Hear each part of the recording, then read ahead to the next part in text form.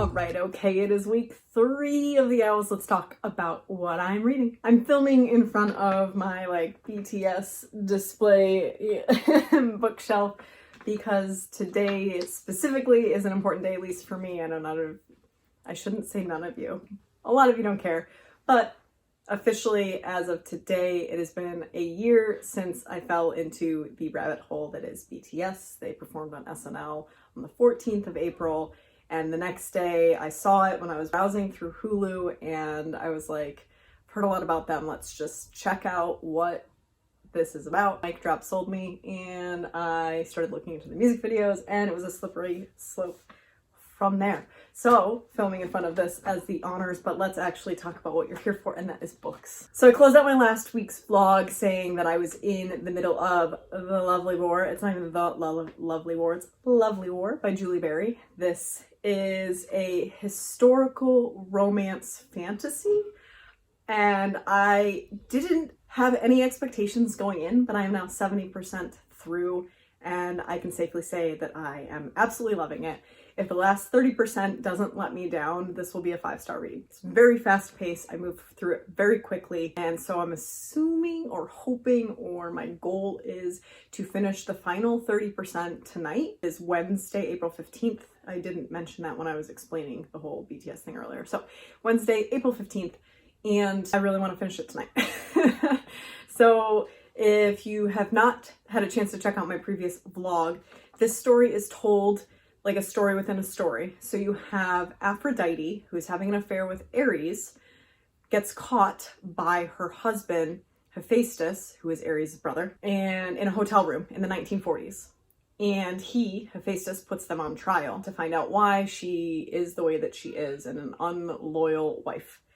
She starts bringing in other gods, specifically Apollo and Hades have guest appearances. The story is mostly told from Aphrodite's perspective, where she's explaining back in the 19-teens, so like 1913 through I believe we're in the 20s now, a specific set of love stories to explain to these male gods what her job entails and why it's important in the world and why it's hard for her. And you're seeing the stories told through the times, and we're going through the First World War.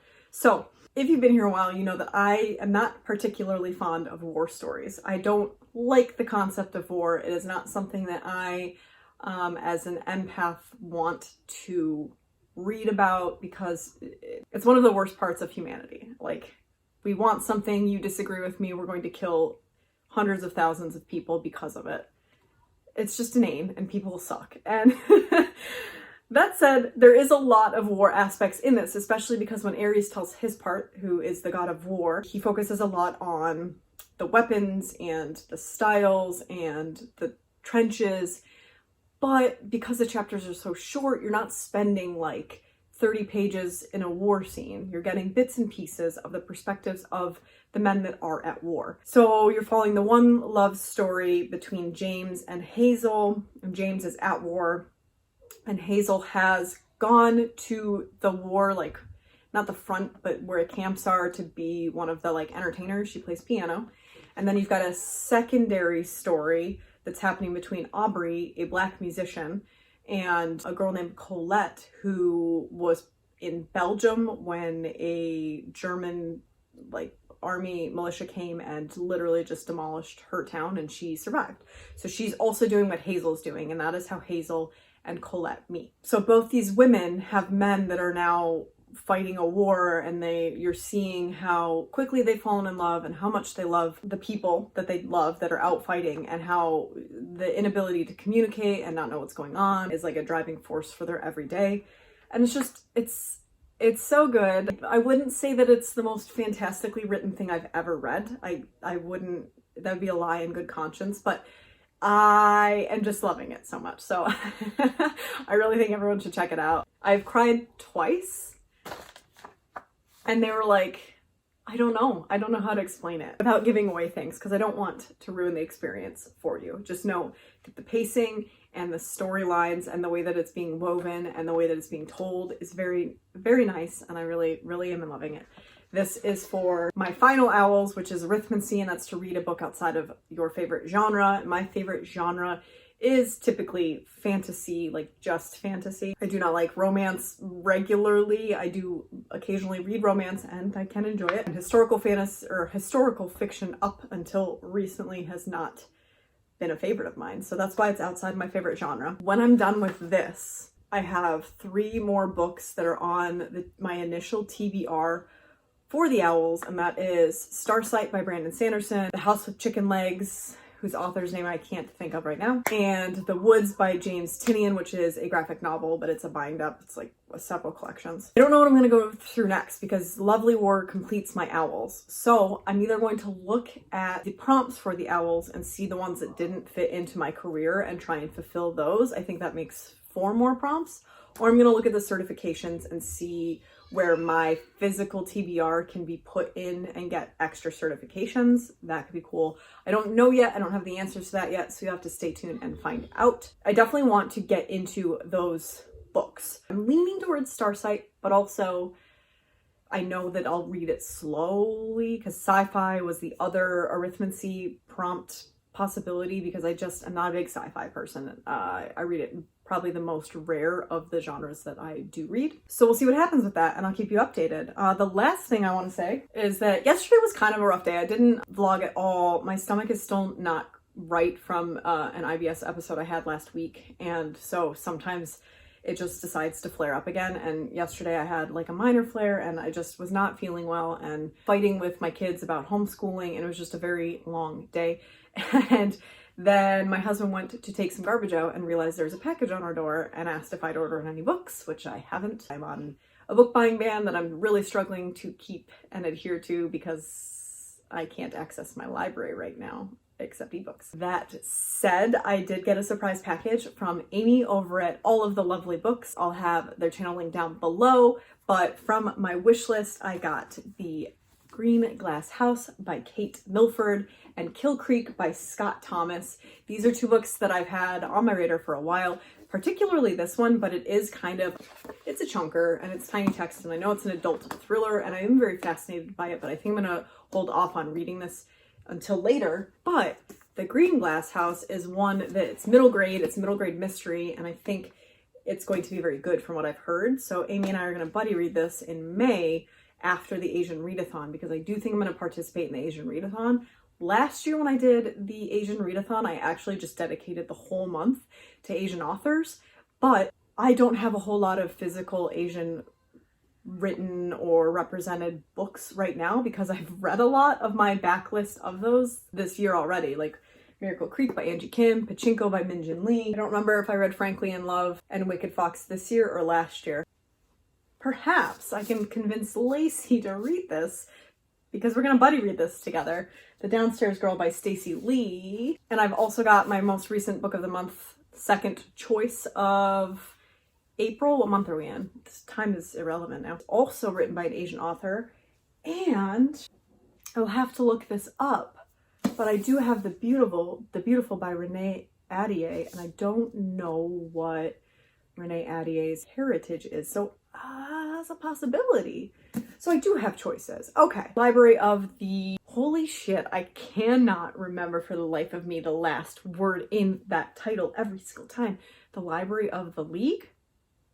The Lost? No. Well, anyway. I do have another Asian representation book downstairs. And last, I'm like just giving my TBR away. I still haven't read 1Q84 by Haruki Murakami, but this would be an undertaking and a half for 2 weeks. So you'll have to stay tuned to find out what I figured out for the Asian Readathon.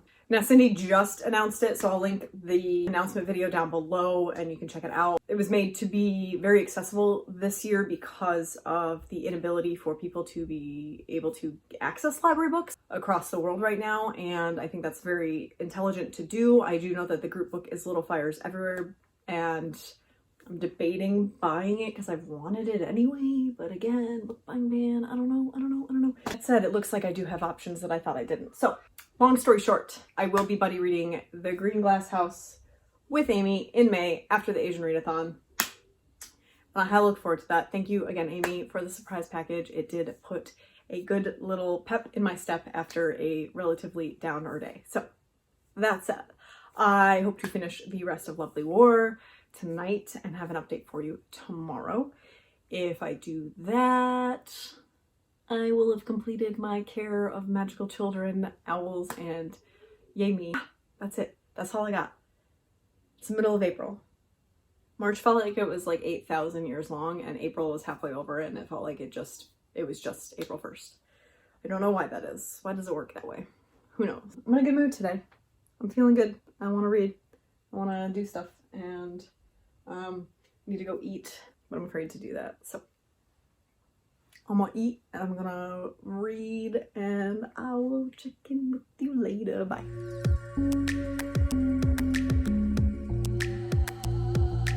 Okay, I'm back. I am organized. I have ideas. I have thoughts and stuff.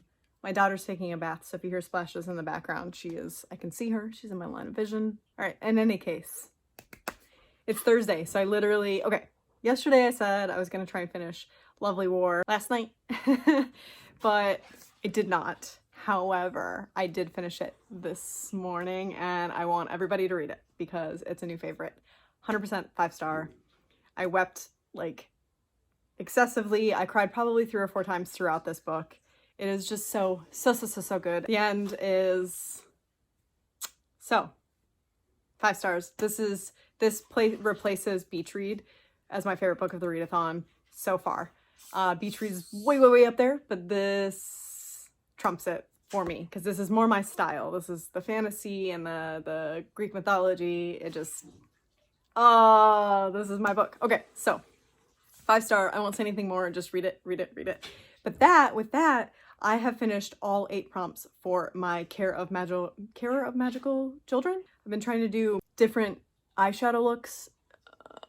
This is not my best because I have all these really nice palettes and I only do the same couple looks over and over again. And because, we don't have anything better to do, I have been trying to switch it up a little bit. They don't always work out. So because I have finished Care of Magical Children with 8 prompts, I did some research this morning and tried to fit in books that I'd like to finish this month or like have on my TBR and I'm interested into something new. I have my handy dandy book of the month best friend tote that I got this month, and my things are within it. So sticking to the prompts that the books that I had initially chosen for my prompts for Care of Magical Children, I tried to incorporate them. So what I ended up coming up with is I'm going to do a second career for my owls, and also on top of that, if I get through these, I will do a certificate for animagus certification, like the ability to be an animagus is the other one. So let's talk about the other career I'm going to do is journalist/writer, because the prompts are very easy. There's only 2 that are necessary, and then you can add 1 of your choosing. So History of Magic is the one to read a book that has witches and wizards, and I had initially for my initial career chosen The House with Chicken Legs, by Sophie Anderson, so I will be using that for this career, and I'm looking forward to reading that. Then there's Muggle Studies, which is to read a book that is a contemporary, and this has been on like at least, I don't know, 4 TBR videos, probably. If Only I Could Tell You by Hannah Beckerman. This is a Book of the Month Club book that I picked like more than 6 months ago, and I do really want to read it, but I just have prioritized other books. So this is going on my TBR to complete my second career. And I chose arithmancy for my extra class so that I could do a genre that is not my typical favorite, and then that way I can read Starsight by Brandon Sanderson, which was my other option for arithmancy for my initial career, and I chose Lovely War over it, which was the right call, clearly. I don't anticipate this being a 5-star read. Skyward was a 4-star for me. Brandon Sanderson I do like, but he tends to be 4 stars for me. They just go on a little bit longer than I care for.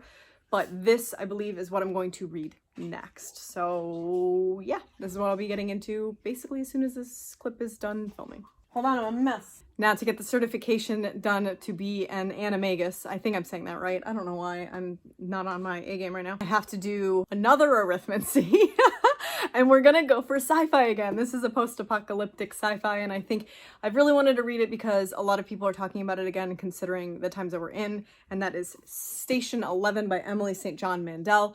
Also, her next novel just came out, like The Glass.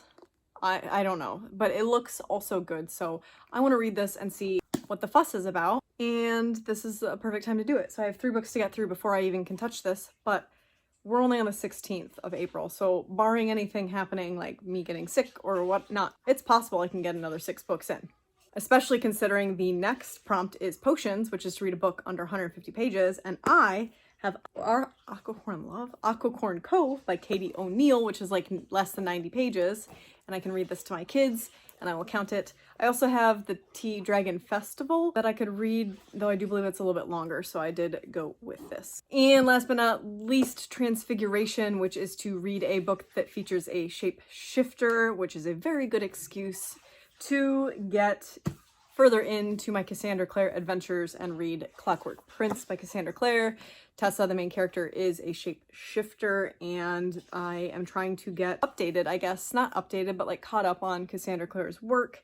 And this is now 1, 2, 3, 4. This will be the 5th of the first 9 that I intend to tackle. They're the 9 that I own, so once I get to that point, I don't know if I'll immediately dive into the next segment of books, but regardless, it would be nice to get to this. So I do have the audiobook and the ebook placed on hold at my library, so whichever one comes up first, hopefully it'll be well timed to get it done. So that's it. I just added 6 books to my TBR, week 3 of the Owls, but we still have 2 weeks left of the month, and we're not doing anything else around here except sitting at home, so why not? I finally did bring up my paperback, mass market paperbacks of Grey Sister and Holy Sister by Mark Lawrence, but I'm not even going to tackle these until next month likely, so we're just going to go right on my TBR cart. That's really it. It was kind of a big update. I'm proud of myself for my crappy ass notes. I was trying to figure out all the careers I wanted to do. I kept coming up with careers that I wanted short ones, obviously, but I also have a couple of the prompts that I was avoiding because I don't have any books on my cart that fit it. Like I don't have anything with heart in the title or pictures of hearts, for instance, and I am very much mood reading this month, so I didn't want to do like the random number generator. So that's my update. I'm gonna go finish up this bath and then hopefully get started on Starsight. I'll see you guys in the next clip.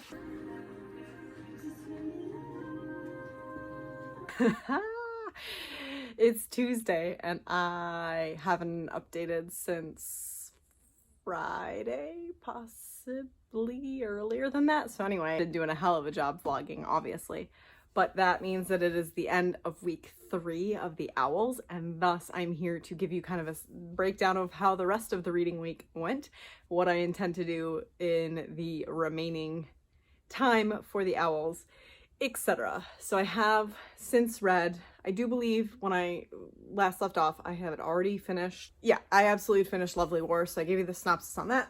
I started Starsight by Brandon Sanderson, or was intending to at the very least. And this is one book that I finished. Why do I feel like I finished more than that? No, I guess. Okay, so I finished 3 books this week, which I think is the least I finished so far this whole... Why do I feel like I'm incorrect? I finished Starsight by Brandon Sanderson. So, okay, I didn't update about this at all, and I wasn't exactly excited for this book. This will, because I'm doing my second career, which is journalist/writer, this was my prompt of my own choosing for arithmancy, which is to read a book outside of your favorite genre, and sci-fi is not one of my favorite genres, which is why I wasn't that excited for it. I did give its prequel, Skyward, 4 stars, and thought it plodded along quite a bit. The irony being that Brandon Sanderson himself actually quoted a friend saying that he writes too lengthy of books, but that he just can't help himself. So I was like, oh god, here we go again. I actually very much enjoyed this. I gave it 4.5 stars. I read it in 4 days, which for a nearly 500-page book is quite a feat for me, especially considering I've been busier now that everyone's home and quarantined than I was previously, so I'm proud of myself. This story, I can't say too much about it simply because it is a sequel, so you need to know what happened in Skyward in order to understand what's happening in Starsight, and I don't want to spoil anything for anyone who hasn't read it. So I'm going to try and do this spoiler free. But essentially our main character, Spensa, in the first book is kind of finding a career path that she has wanted and fought for her whole life and is learning about. And it's a lot of build, like a lot of story build, and you meet your characters, etc. But in this novel, she goes elsewhere, and so you have a whole new set of characters and you get whole new species, which was very fascinating. But you also sometimes go back to like her home planet and see what's going on there. And I felt like that made a lot of difference for me in the story. It was very fascinating seeing Spensa elsewhere and the new species and the things she had to go through. I'm trying not to spoil anything in order for the plot to move along. I had a much better time with it. I gave it 4.5 stars and I rounded up to a 5 on Goodreads because if you saw my review for it, I was feeling generous that day. The BTS like con weekend had just ended, 2 days of 12 hours of concerts back to back. So like I was in a good mood and I finished the book and it was a good ending and I can't wait for the next one, which doesn't come out till 2021. So I give it 5 stars. I liked it more than I liked the first book. I read a bunch of reviews that liked it less than the first book, so I guess I am just the odd one out in that. But I do recommend it if you like Skyward, or if you like sci-fi, or you like Brandon Sanderson. You're not going to be disappointed by this, in my opinion. So that is the first of my 3 prompts for becoming a journalist writer, and then I also completed a second prompt. But I did because I'm me, I'm an idiot, and I did this out of order. So I'm also going for the certification to be an animagus person. I can transform into animals, I suppose. One of the prompts for that is that you have to do potions, and that is to read a book on 150 pages. So I read Aquacorn Cove by Katie O'Neill. I've read the Tea Dragon Society, but I've not read the Tea Dragon Festival yet. I do intend to get to it this month. These are books I checked out of the library right before everything happened, so I've had them for a very long time, and I will have them indefinitely, and they're very quick reads. This is very cute. I gave it 5 stars. It is definitely, I mean, it's in the kids zone at my library, so it's definitely like middle grade or below. But the storyline in this, really, the moral of it is to say that, like, don't take more from the planet than you need. And I really like that theory because humans have become a very greedy species, and in this it's specifically fishing that they're overdoing, and it's killing the coral reef, which is like a real problem we have in the world. And I think that this kind of was a cute little way of telling kids how important it is to treat your planet well, thus it'll protect you.